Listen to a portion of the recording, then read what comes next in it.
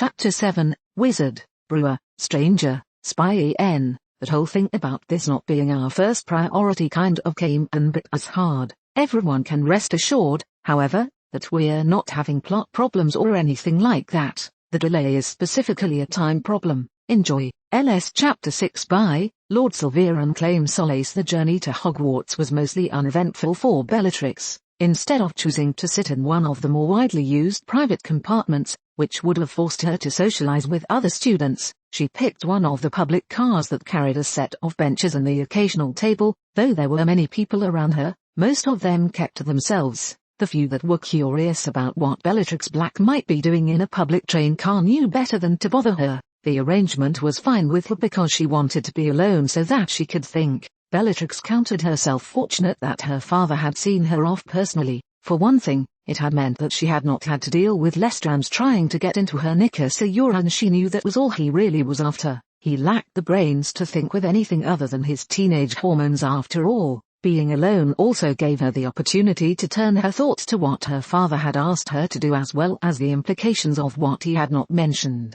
Her uncle, Orion Black, and her father knew very well that she was going to be at Hogwarts. That could only mean that they were of the opinion that Harry would be within her reach. Thus, it seemed likely that they had made arrangements of some sort. The train car's door slid open, and Bellatrix groaned as she instantly recognized the newcomer. The source of the loud, incessant, boisterous chattering was unmistakably one or both of the Lestrange brothers. Bellatrix ventured a quick glance over to the door before quickly turning her head away, signaling everyone looking at her that she was deliberately ignoring the posse that was in the process of thundering into the train car. With some dismay she noticed that young Lucius Malfoy was nearly hanging off of Rabaston's every word, while Rodolphus was waving his arms around wildly, no doubt trying to describe one of his fantastically impossible Quidditch exploits. Bella, Rodolphus called when he spotted her, much to her dismay. Talking to him was something she didn't feel like doing right now. In fact, considering what Harry had let slip before leaving the Black Party at Christmas, she wasn't sure she even wanted to associate with any of the Lestrangers anymore.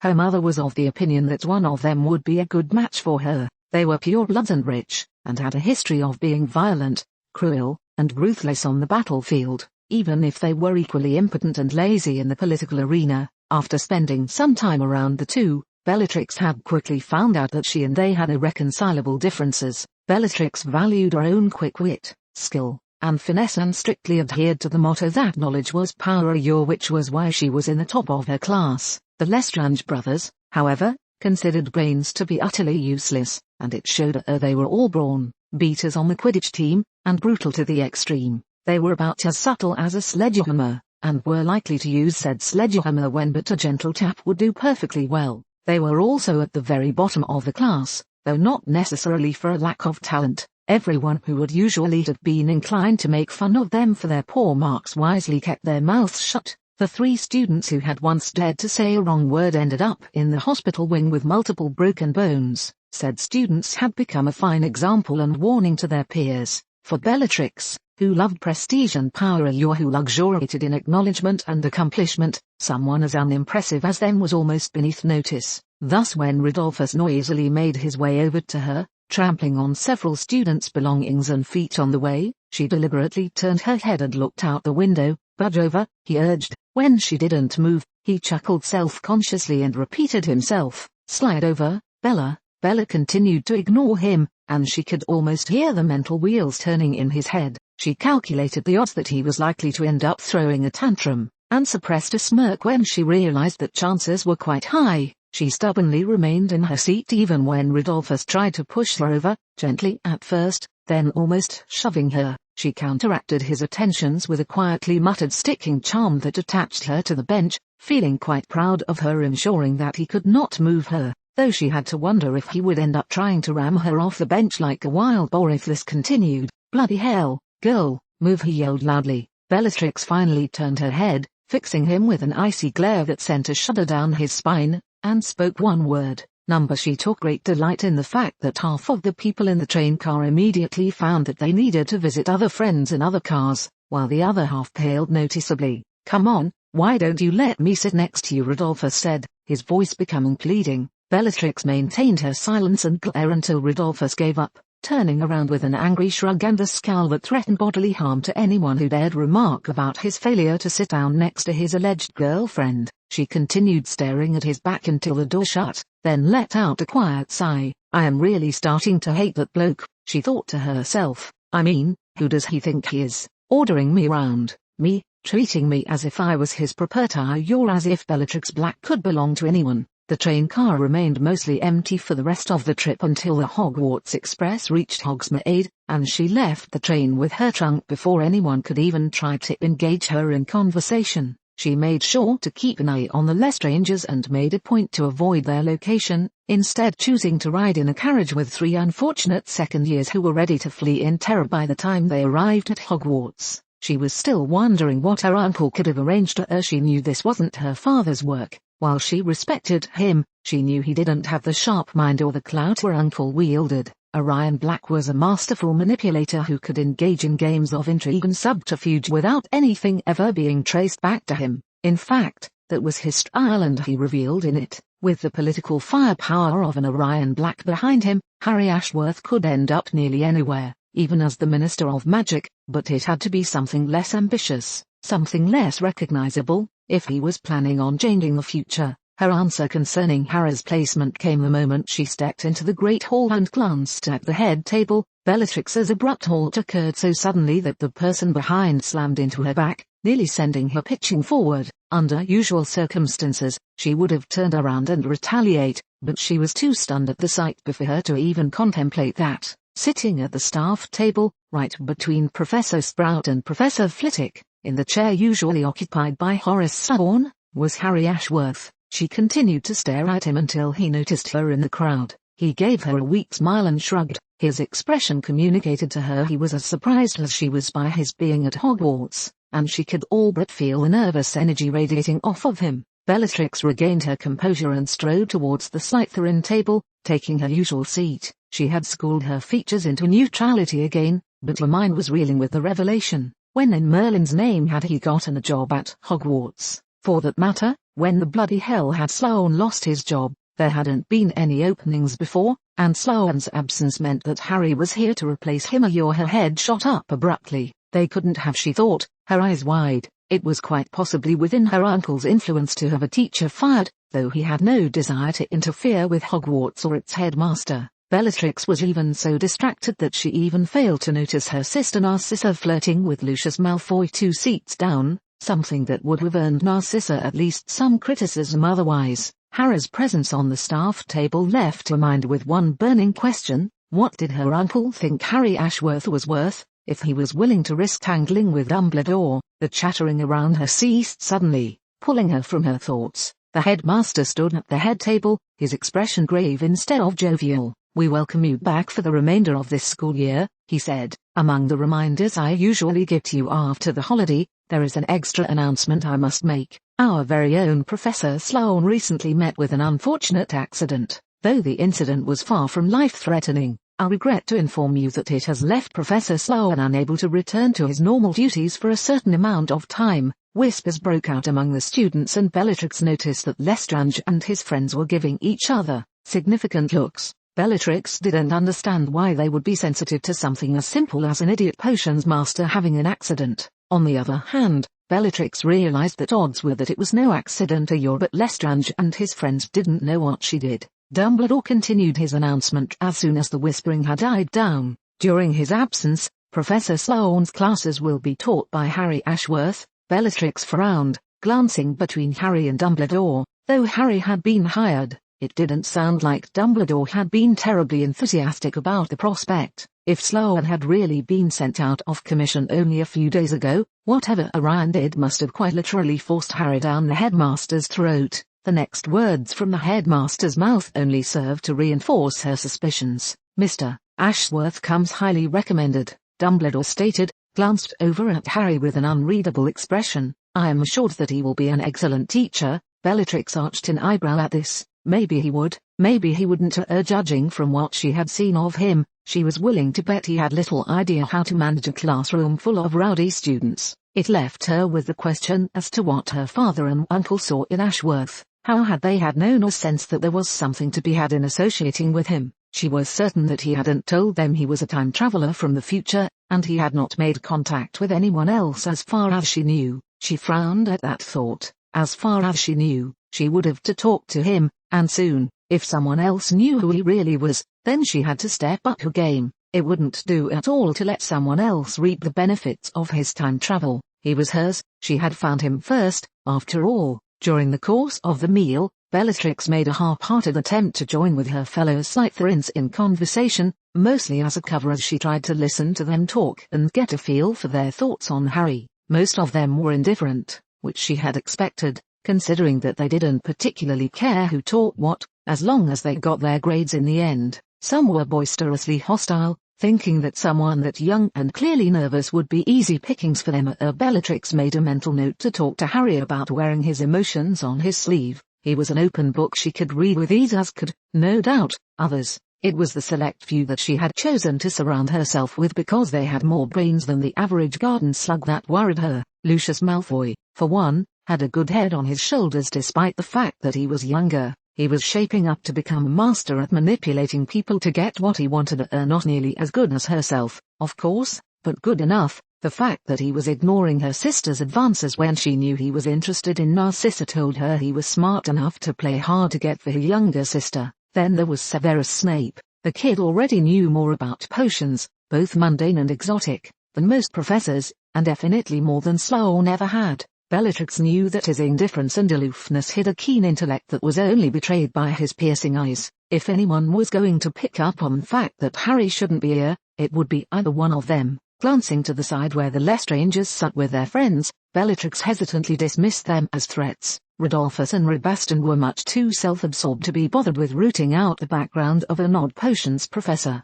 Nott had no interest in potions, and Parkinson was too busy hanging off of Nott's arm to notice anything. Deciding that she would have to make the first move, Bellatrix waited for the feast to end before quickly excusing herself from her own little clique. She made her way toward the staff table, doing her best to appear casual while trying to catch Harry's attention. He spotted her easily enough and, fortunately, had the foresight to move to a quiet space near the far corner of the table. "How in Merlin's name did you get here?" she hissed as soon as she was close enough, taking care to look around and check that no one was within earshot. "Malfoy," Harry replied quietly. "I had mentioned to him that I was looking around for something at that party of yours. He heard about Sloane's accident and thought of me." "Arranged it all?" Malfoy Bellatrix asked, frowning. There was no doubt in her mind that Malfoy had, indeed, arranged it all, but then that meant her uncle was working together with the elder Malfoy, which was too much of a coincidence. No, there was something deeper behind it,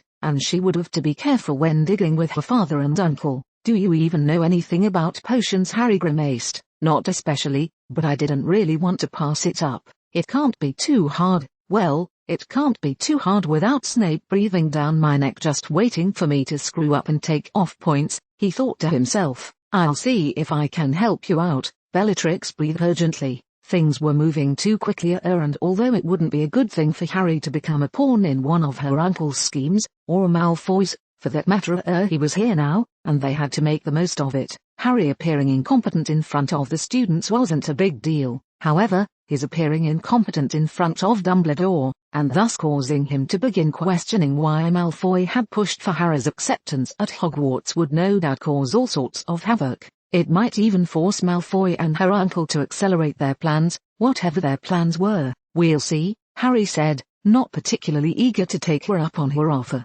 "Look, I've got to go now. Dumbledore asked me to stop by his office." I think the manner in which I've been added to his staff annoyed him slightly. He can't appreciate Malfoy doing his hiring for him. "Yes," Bellatrix nodded, thinking quickly. "Do acknowledge that Malfoy's arranging this is irregular if Dumbledore brings up the subject or seems to be thinking about it, but act as if you're really grateful for the job and be thankful. And please, don't let him know you don't have a clue about teaching potions." Harry bit back a scathing remark at her insistence to choreograph his every move. While it was convenient to have an ally, or even if only temporarily, until she got what she wanted, who knew the lay of the land, it wasn't as if he was inexperienced and didn't know how to deal with Dumbledore. He kept himself to a curt "right" before turning round. He knew all too well how to deal with Dumbledore. "Every flavor bean," Harry muttered at the gargoyle that guarded the headmaster's office. He was glad that this time, at least, he wouldn't have to guess the password.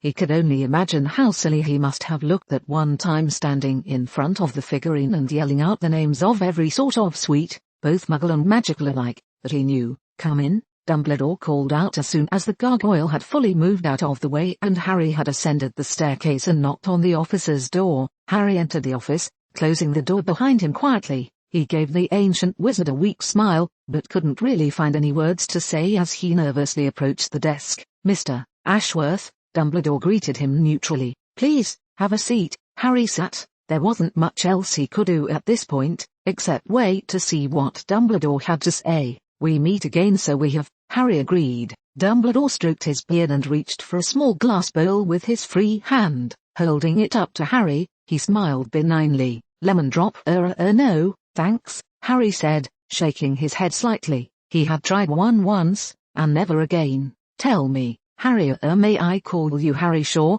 Dumbledore nodded and took a piece of candy. "So tell me, Harry, how is it that one such as you makes the acquaintance of Romulus Malfoy and impresses him enough to receive such a sterling recommendation only a week or so later?" At least his tone wasn't accusatory yet, but Harry knew that Dumbledore was curious, and he had to defuse that curiosity immediately or nip it in the bud, before it grew. And the headmaster started digging and found out that Harry Ashworth didn't really exist. "Miss Black kindly arranged for me to be invited to a Christmas party because I was new in the country. She seemed rather eager for me to get to know her acquaintances." Sticking to the basic truth would hopefully minimize any future contradictions in his cover story, Harry decided. "I met Mr. Malfoy there and mentioned that I was currently looking to explore and expand my horizons, since I had not yet decided on a line of work. I hadn't expected to hear from him again, but he contacted me 2 days ago and told me that there was an opening on your staff, if I was qualified." "I see," Harry shrugged, not really perturbed by the headmaster's non-committal answer.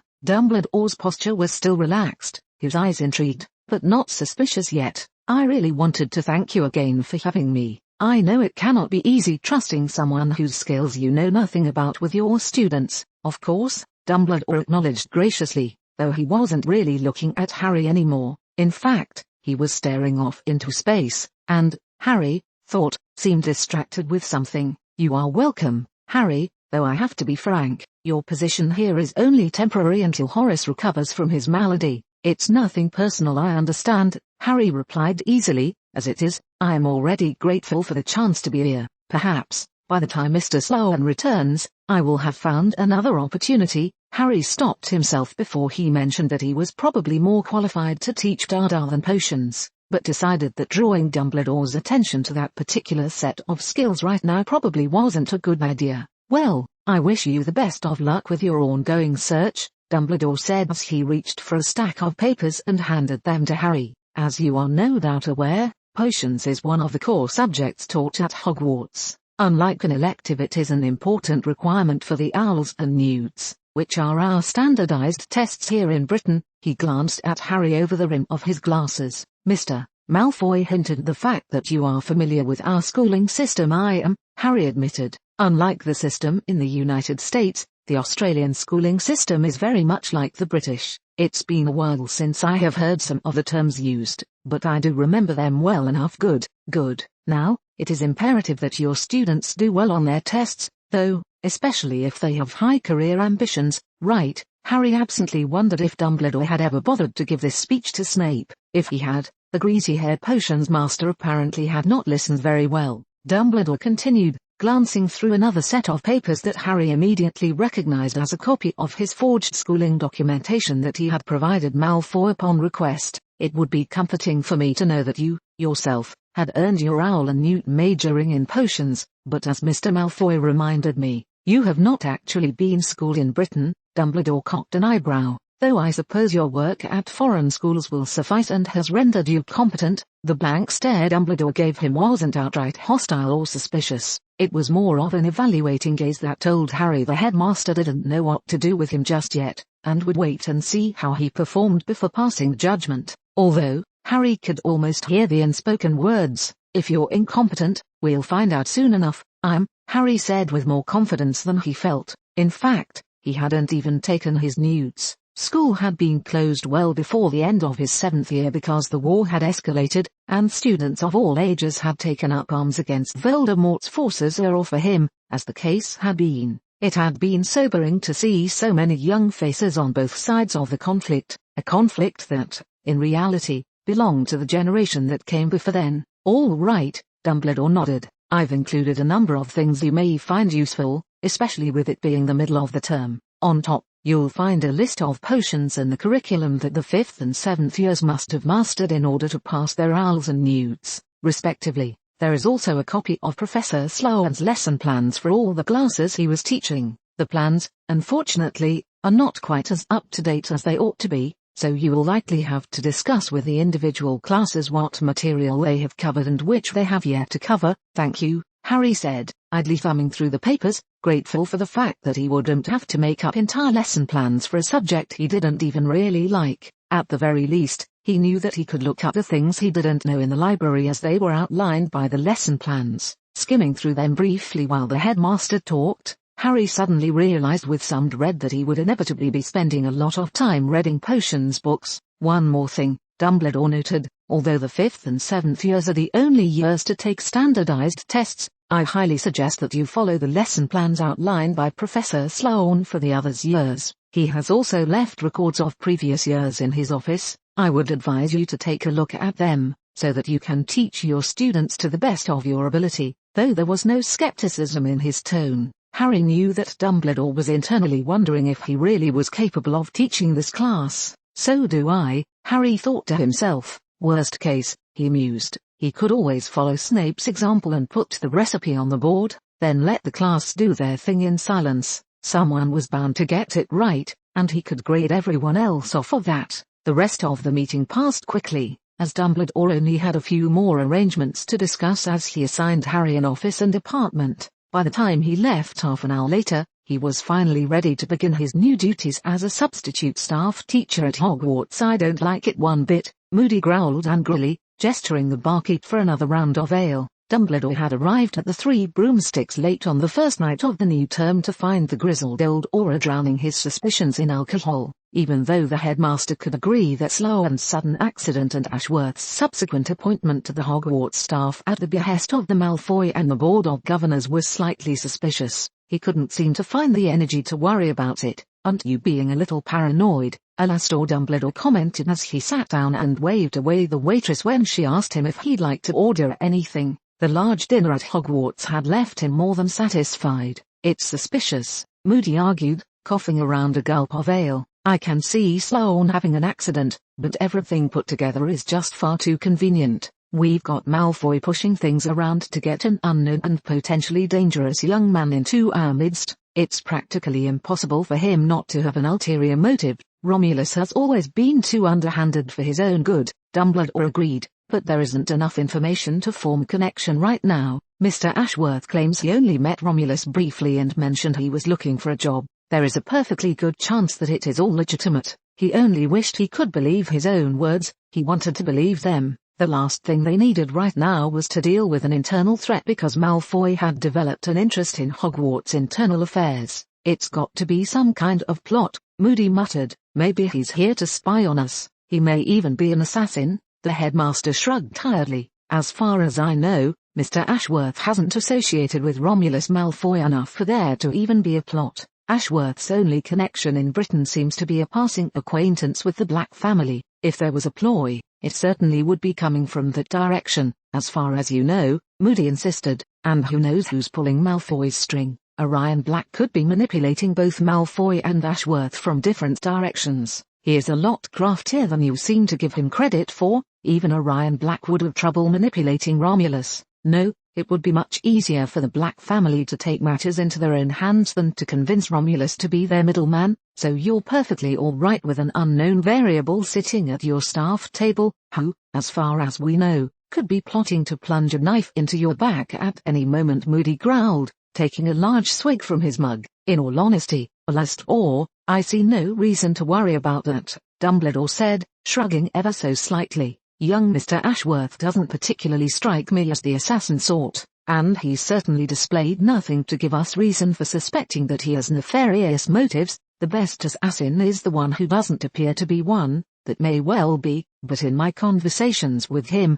I didn't detect any evil in him. He seemed perfectly polite, if a little nervous, certainly not the demeanor of a professional hit wizard. Moody-eyed the ancient wizard suspiciously. He also seems to know an awful lot about the school and Britain in general, for someone who has never been here before. Dumbledore didn't have an answer for that and remained silent for a while. True, he finally admitted, but until Mr. Ashworth proves to be untrustworthy, I think we should give him a benefit of the doubt. If I let myself get distracted over Ashworth, I'll end up neglecting my other duties. We currently have more serious issues in the Wizengamot. Moody nodded curtly, understanding perfectly well what Dumbledore was getting at. I suppose the affairs of state are more important than the existence of an odd young man, and it isn't as if he's out on the streets causing havoc. You're unlike certain other young people, you never know, Dumbledore said slowly, but as far as I can see now, the improper hiring of a substitute potions teacher is the least of my concerns.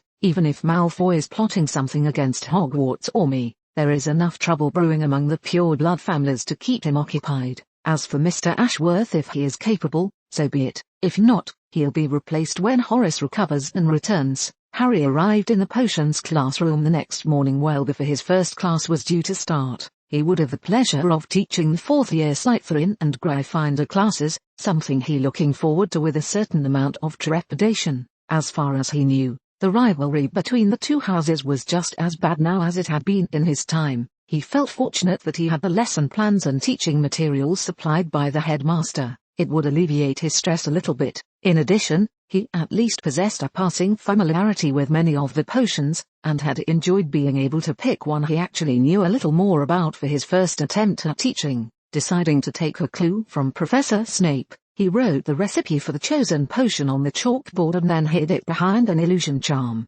It didn't take long after he had finished with that for the first students to filter into the room, and Harry realized why the Snape of his day liked to stride into the classroom after all the students had arrived and were settled in. As it was, he could feel every pair of eyes on him, some with interest, some with condescension, but all of them curious. Harry made a show of studying a random textbook in an attempt to avoid direct eye contact until the bell rang. When the time had come, he looked up, all of his carefully planned first words forgotten as he stared at the collection of faces staring back at him from the rows of students, sitting in the first row, side by side or, at least, as side by side as a Gryffindor and a Slytherin could get were Severus Snape and the woman whose face he had only seen in photographs. Despite the fact that she was much younger now, there was no mistaking her long, red hair and vivid green eyes that were staring right back at him. Lily Evans. 2 rows behind them were even more familiar faces. Occupying 2 benches next to each other were the former orders. Sirius was unmistakable, with his unruly black hair and roguish grin, and Remus Lupin looked as scraggy now as he would decades in the future. Harry knew that the pudgy young man sitting next to Lupin was Peter Pettigrew. Recognizing him as he stared a little harder, realizing that he had been staring, he moved his gaze to James Potter, who was trying to bore a hole in the back of Snape's head with a glare. Despite the fact that they'd already met, this was the first time Harry took the time to study his father carefully. He could see why a lot of people told him he was his father's spitting image, because, looking at the young James Potter, Harry felt as if he was staring at a mirror. However, there were subtle differences. The eyes were blue, instead of green, and there was a demeanor to James Potter that Harry figured he had never had, a sort of straightness to his spine, a sort of feeling of superiority or invincibility that came from the knowledge that he was the better man. Harry idly wondered where that had come from,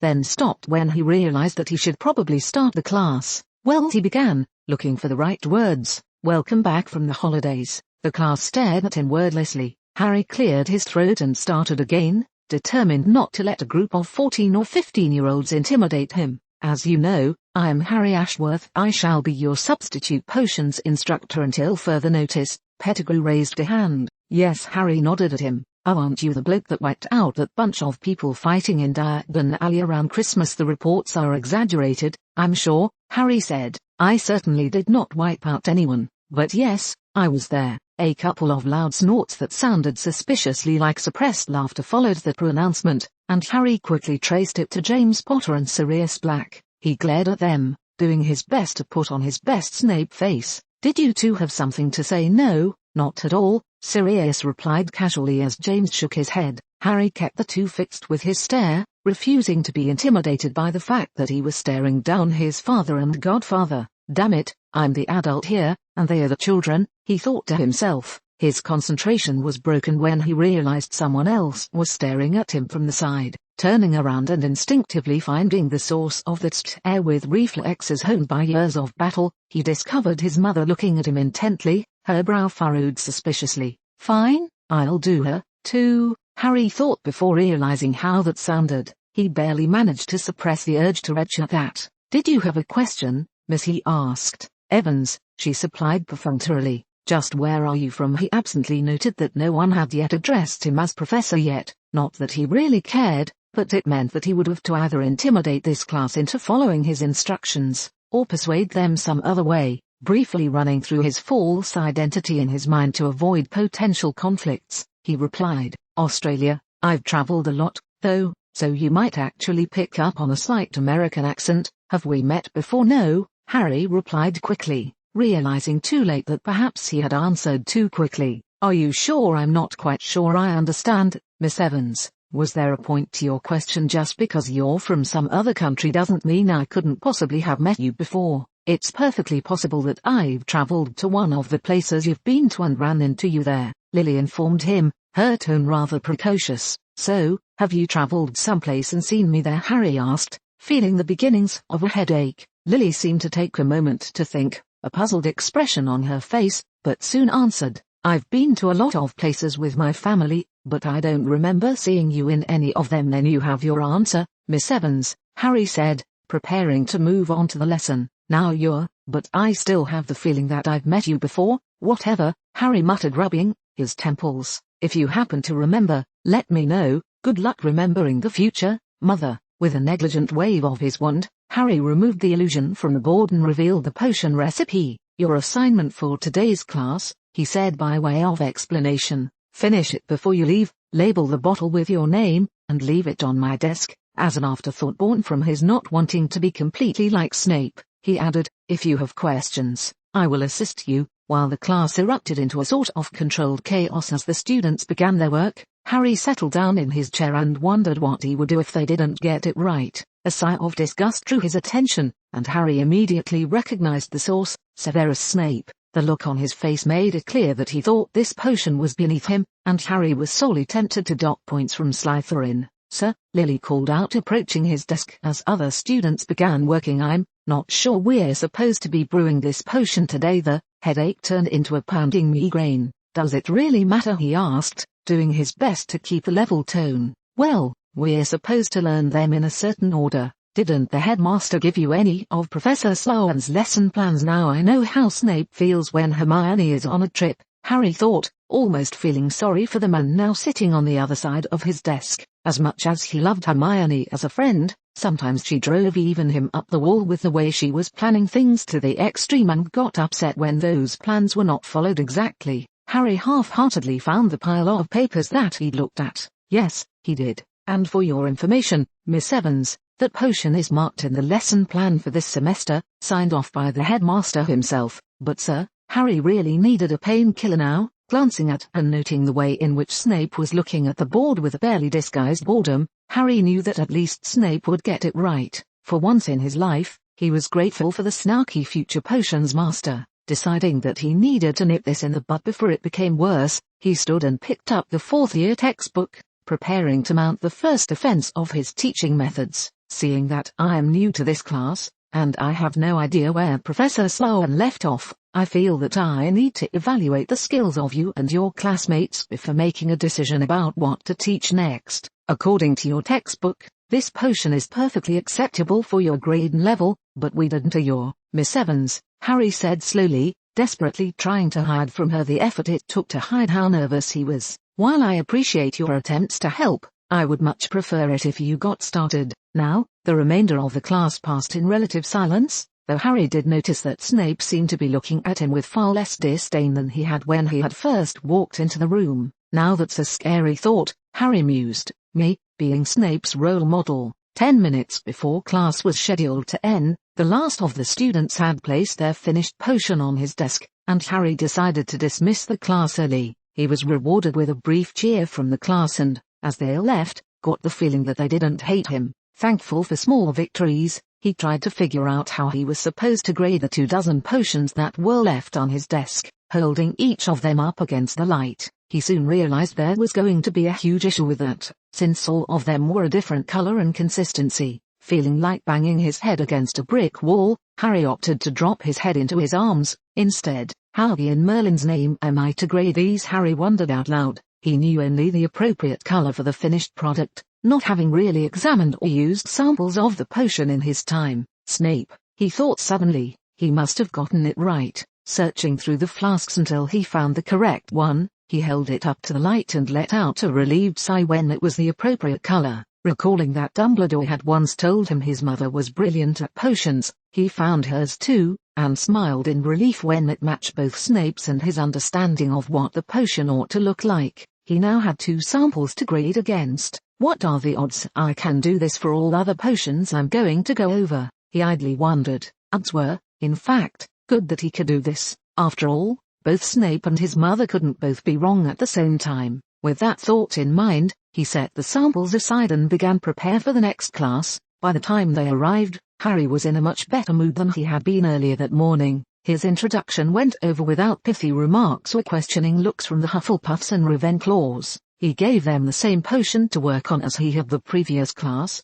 expecting another argument, but he was pleasantly surprised when the students shrugged, accepted his explanation that he needed to gauge their level, and went to work without complaint. By the end of the class, he had a dozen more samples that looked like the ones made by Snape and Lily, and he was confident that he could use them to effectively grade both classes. He was in high spirits upon arriving in the Great Hall for lunch and was looking forward to his next class. If things keep going like this is going to be a walk in the park, Harry thought. He went through lunch in a good mood until he realized that his next class was Newt Potion for the 6th years. Harry began to wish that Snape was in one of those classes, because then he would at least have one person whom he was reasonably certain would get the assignments right. Thinking of putting Snape in an advanced class gave Harry an idea. Working a few things out and scribbling a handful of notes on a napkin, Harry leaned back and enjoyed the rest of his lunch break. When he returned to his classroom, he found, to his surprise, that Bellatrix was already there.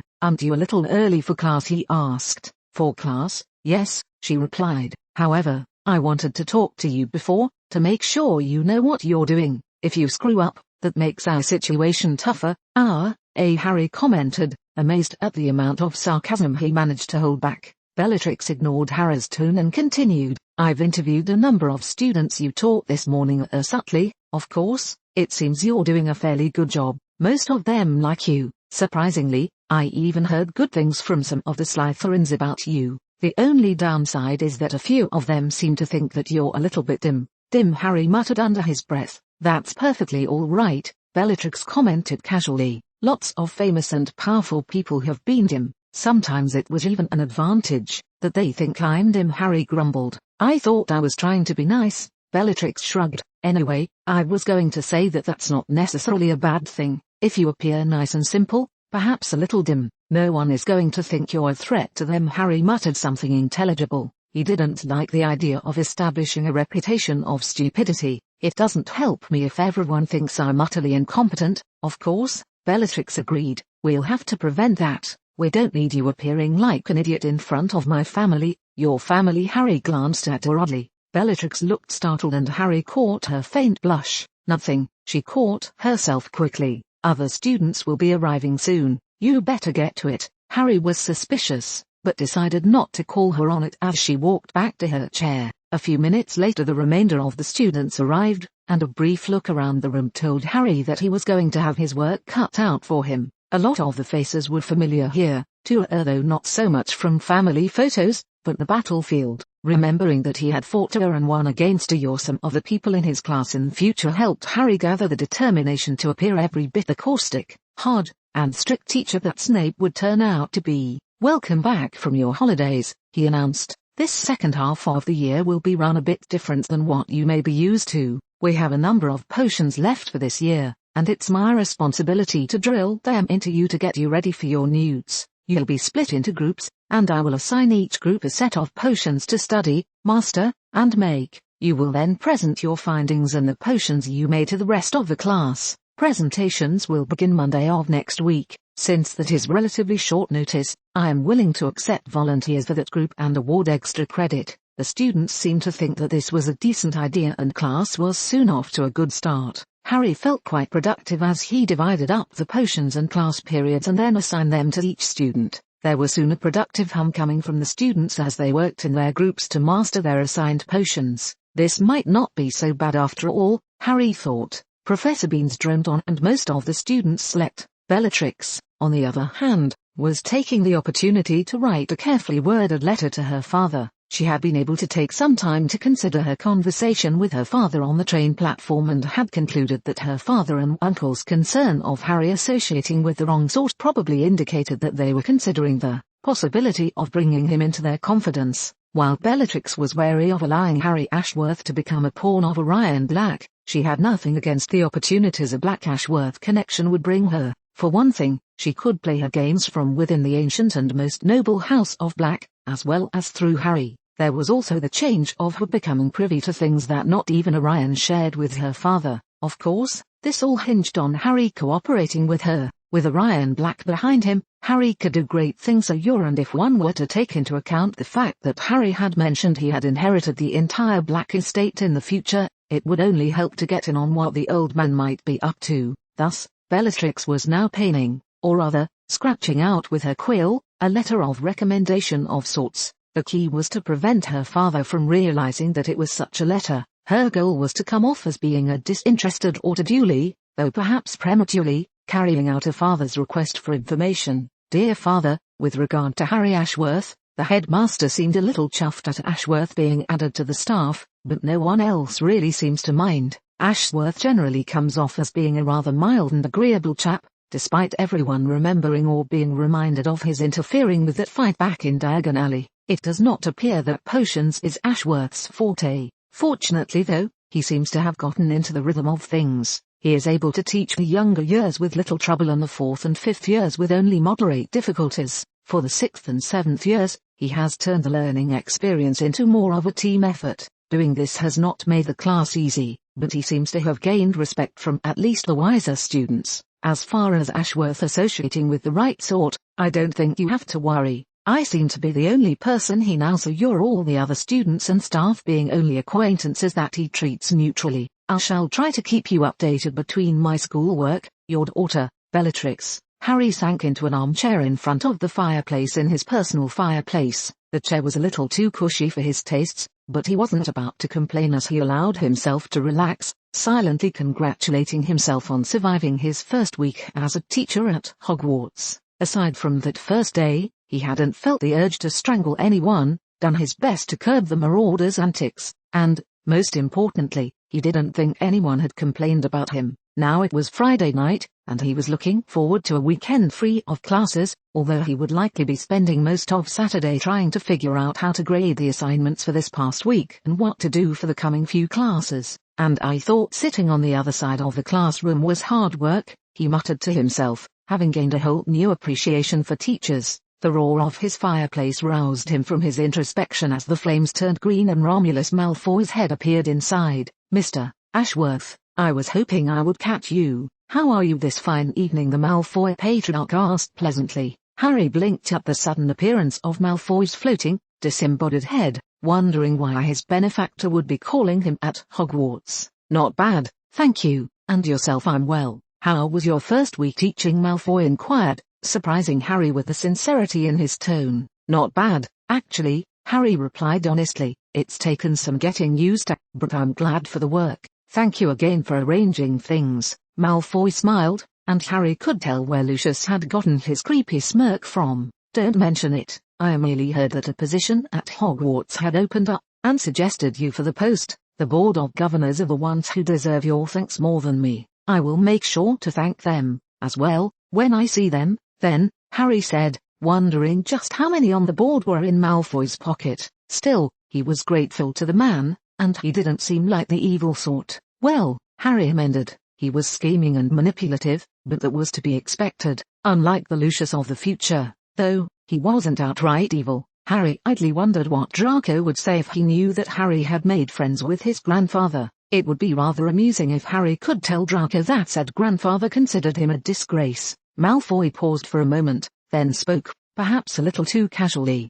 Say, Ashworth, why don't you come over to the manor tonight? It's the weekend. There isn't any work that you're likely to get done tonight, and I would be very interested in hearing how my son is doing in school. Sure, Harry answered after a brief moment of hesitation. He wasn't really certain why Malfoy would suddenly invite him into his home, but turning him down at this point likely wouldn't win him any points. He knew that Malfoy had a hidden agenda somewhere. Harry expected it, even. He just hoped that, whatever it was, it wouldn't come back to bite him in the ass later. Excellent, Malfoy nodded. Would half an hour work for you? Yes. Very good. Just call for Malfoy Manor in the Flue. I'll be expecting you, Mr. Ashworth. I'm looking forward to our chat, so am I. I'll be right over. Malfoy smiled and was gone from the fire. Harry lingered in the chair for a bit, wondering what Malfoy could possibly have invited him over for, then rose from his chair and went for his wardrobe. Perhaps his extended shopping trip with Bellatrix had been a good thing. After all, the clock chimed the half-hour mark, and Harry realized after getting dressed that he only had 5 minutes left until he had to leave, before he could reach for the Flue powder on top of the fireplace, though, a knock on his door stopped him dead in his tracks. Who's coming to visit me now? He muttered to himself, setting the can of Flue powder back in its place and heading for the door. Yes, he asked, even before he'd fully opened the door. Miss Evans, he trailed off, quickly catching himself. What can I do for you? What does she want? He thought to himself. Lily nimbly sidestepped him and moved into his living room, causing Harry to arch an eyebrow at the uninvited intrusion. She simply seemed to take him inviting her inside as a given, without waiting for it to actually happen. It certainly wasn't something he'd expected from her. Seeing that she was standing in the middle of the room, he closed the door behind himself and moved to sit at his desk, waving her to take a seat. Again, Miss Evans, was there anything you needed? I just wanted to drop by and apologize to you about our first class this term, she said quickly, and he could tell she was nervous about it. Bit late, isn't it? He thought. That first class had been Monday morning. Still, he supposed he should take what he could get. That is quite all right, Miss Evans, he replied evenly. Lily shrugged. I didn't mean to question you. I guess I was just used to the way Professor Sloane did things, and having things change mid-year was confusing. I had worked out a study plan and everything already, but since you're going through the material in a different order, so that's it, Harry mused. She was upset because I nixed her carefully planned study habits. He mentally shrugged. As long as it wasn't anything serious, he didn't particularly mind, as long as she didn't keep it up. And it wasn't as if he couldn't sympathize with her. Snape's stint as a Dada teacher during his 3rd year while he was replacing Lupin had been rather traumatizing, as well. Harry dearly hoped he hadn't left the same kind of impression. I suppose I was a little short-tempered, myself, he admitted carefully, so let's just not worry about it anymore. Lily smiled brilliantly at him. I'm sure you know what you're doing. Professor Dumbledore would never have approved your appointment otherwise, I'm sure, Harry said, idly wondering if he would be able to budge his mother out of the room within the next. He glanced at the clock. 2 minutes. Now, Lily continued, seemingly having no trouble transitioning from one issue to the next. I could swear I have met you before. You just seem so familiar. Would you terribly mind telling me more about you? I think it'd be so thrilling to be able to tell my parents if we had met before. Though Lily's behavior bordered on being presumptuous, and though Harry needed to be at Malfoy Manor shortly, he just couldn't seem to find the words to send her away or hurt her feelings. Harry took a seat and began listing off the places Harry Ashworth had lived. The mastery of the forger's skills in identity manufacturing was soon made manifest. Though the Evans family seemed to travel quite often, never had they crossed paths with the fictional Harry Ashworth. Ashworth had never been near tourist attractions during tourist seasons.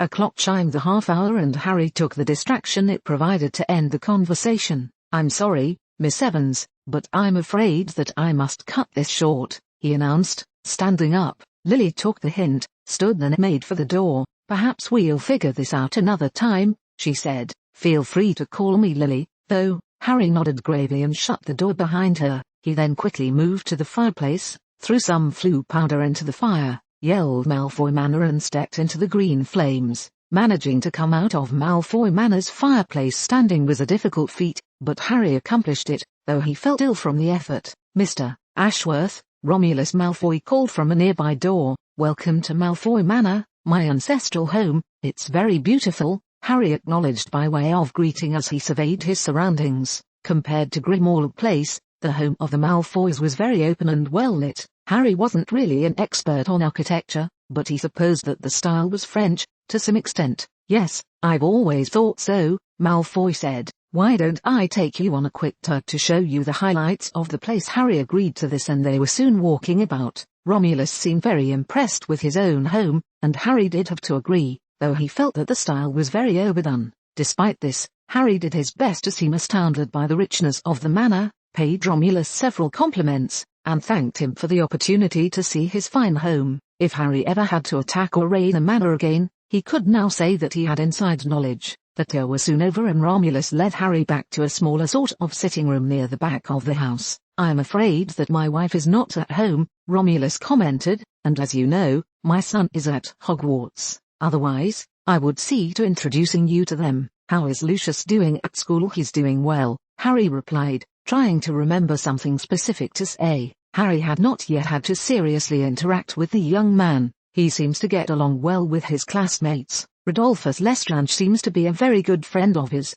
though he does spend time with young Narcissa Black." "Lestrange? Lucius hasn't mentioned him," Romulus commented vaguely. "As I was saying, my family isn't home, but I've invited another friend of mine over for our quiet evening." Upon entering the room, Harry discovered that the friend of Romulus was none other than Orion Black. The Black Patriarch stood opposite the door in front of a mirror. He was studying his own reflection and those of Romulus and Harry too. Harry was once again struck by the regal bearing of him. Old age had not softened or weakened the man, it appeared to have simply made him tougher. He seemed quite old for having a child the age of Sirius, but Harry supposed that some wizards and witches were up to marrying later in life. "Orion, Mr. Ashworth has arrived," Malfoy announced. Orion turned from the mirror and made direct eye contact with Harry. "Welcome, Mr. Ashworth." Harry nodded to Orion, opting to say nothing because he couldn't think of anything intelligent to say. He was saved from any awkward silence by Romulus negligently motioning for everyone to choose a seat from a collection of high-backed, leather armchairs around a small sort of table. "I was just speaking with Harry here,"